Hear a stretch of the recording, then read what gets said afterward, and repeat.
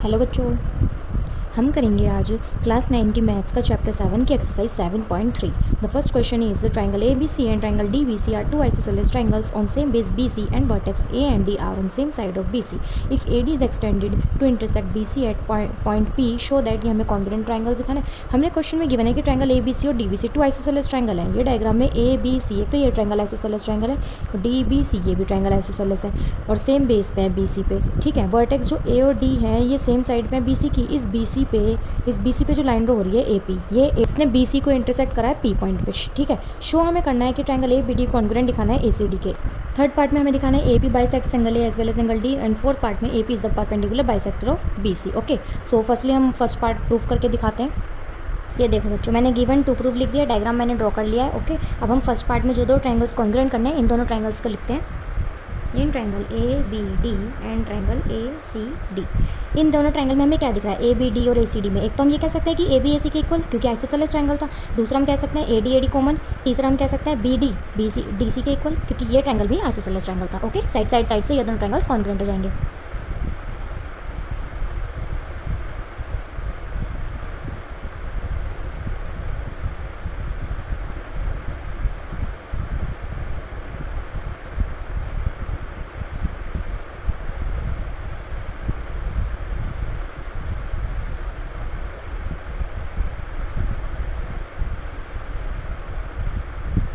ठीक है बच्चों, देखो फर्स्ट पार्ट हमने प्रूव करके दिखा दिया। अब आते हैं सेकंड पार्ट पे। सेकंड पार्ट पे क्या कहा है, ट्रायंगल ABP कॉन्ग्रुएंट दिखाना है ट्रायंगल ACP के। ABP और ACP। अब पहले हम इसमें देखते हैं कि हम क्या दिखा सकते हैं। एक तो हम ये दिखा देंगे AB AC के इक्वल, ठीक है, क्योंकि ट्रायंगल आइसोसेलेस है।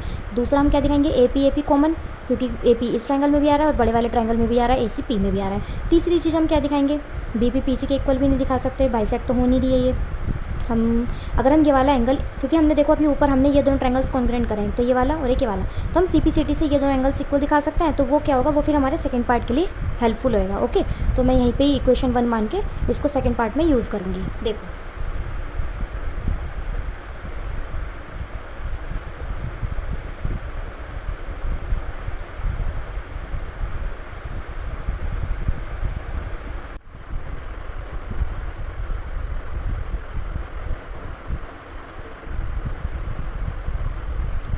ये देखो बच्चों, BAD को मैं BAP लिख सकती हूँ, क्योंकि एंगल तो A पे ही रहेगा। ऐसे मैं CAD को CAP लिख दूंगी, क्योंकि एंगल तो CAP पे ही रहेगा ना, क्योंकि ट्रायंगल्स हमने बड़े वाले लिए हैं तो इसलिए P तक हम लिखेंगे।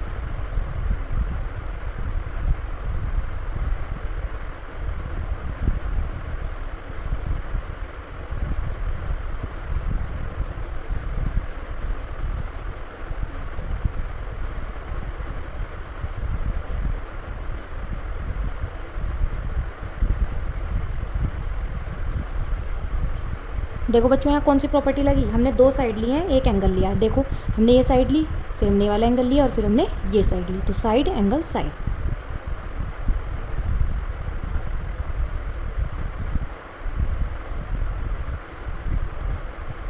सेकंड पार्ट भी हमारा प्रूफ हो गया। थर्ड पार्ट में हमें क्या कह रखा है, AP bisects angle A as well as angle D।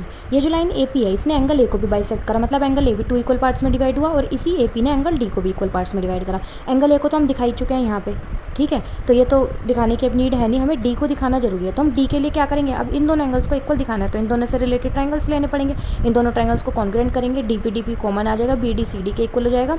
तीसरी चीज़ हम क्या दिखा सकते हैं, देखो एंगल तो दिखा नहीं सकते क्योंकि वो तो हम CPCT से ही दिखाएंगे। बाकी तीसरी चीज़ हम क्या दिखा सकते हैं, नहीं पता चल रहा ना। हम ये देख रहे हैं कि अभी हमने सेकंड पार्ट में इन दोनों बड़े बड़े ट्रायंगल्स को कॉन्ग्रुएंट करा है। यहाँ हम CPCT से BP को PC के इक्वल दिखाएंगे, जो हमारे लिए इन दोनों ट्रायंगल्स के लिए हेल्पफुल रहेगा। ठीक है, तो ये सारे पार्ट्स एक के ऊपर एक ही डिपेंड है, तो हमें ध्यान में रख के चलना है कि हम क्या प्रूफ करेंगे। ट्रायंगल्स को कॉन्ग्रुएंट करने के बाद हम CPCT से क्या दिखा सकते हैं, क्योंकि हमारे देखो अभी एंगल D को प्रूफ करने के लिए दोनों ट्रायंगल्स लिए ना, हमने कॉन्ग्रुएंट करना पड़ेगा इनको। ठीक है, तो करते हैं अब इस क्वेश्चन को भी।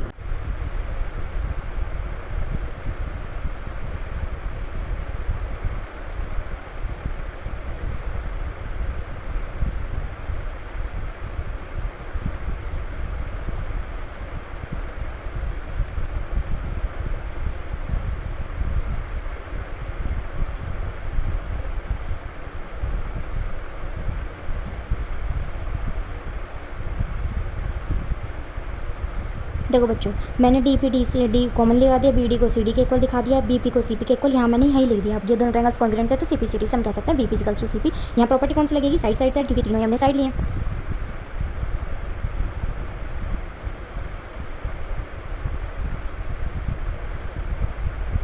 Bye C P C T से मैंने लिख दिया angle B D P equals to angle C D P. अब हम कह सकते हैं ये ना कि ए पी ने एंगल डी को भी बाइसेक्ट कर दिया और ए पी ने एंगल ए को बाइसेक्ट करा फ्रॉम इक्वेशन फर्स्ट।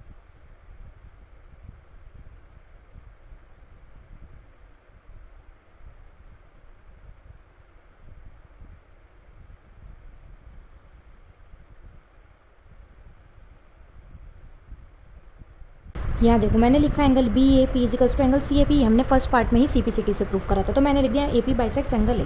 अगेन हम देख रहे हैं कि angle B D P C D P के इक्वल है फ्रॉम इक्वेशन सेकंड, यहाँ से आया। हम कह सकते हैं A P bisects angle D, फिर दोनों को कंबाइन करके लिख देंगे, जैसे कि थर्ड पार्ट में पूरी लाइन लिखी थी तो मैंने दोबारा लिख दिया A P bisects angle A as well as angle D.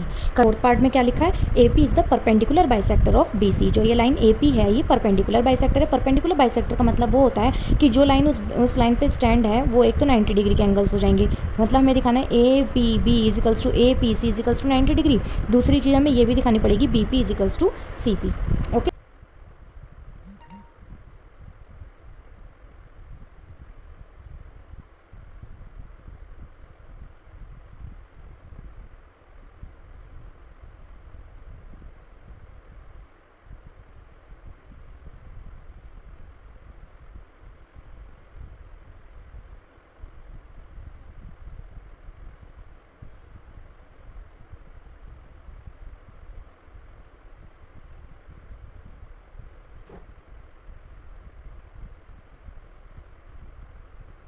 मैंने लिखा triangle A B P congruent triangle A C P, हमने सेकंड पार्ट में प्रूफ कर दिया था। सी पी सी टी से हमने लिख दिया angle A P B equals to angle A C P A P सी।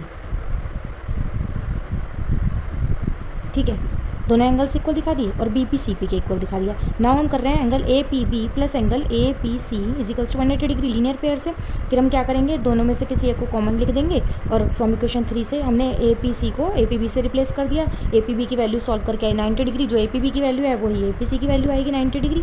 जब हमने दोनों एंगल्स 90 डिग्री दिखा दी, परपेंडिकुलर हो गया मतलब, और बी पी पी सी के इक्वल है। ये भी लाइन, ये जो लाइन थी बी पी वाली बी सी वाली, ये पी पॉइंट पे यहाँ पे, तो ये भी इक्वल पार्ट्स में डिवाइड हो गई, तो हम कह सकते हैं A P is the perpendicular bisector of B C.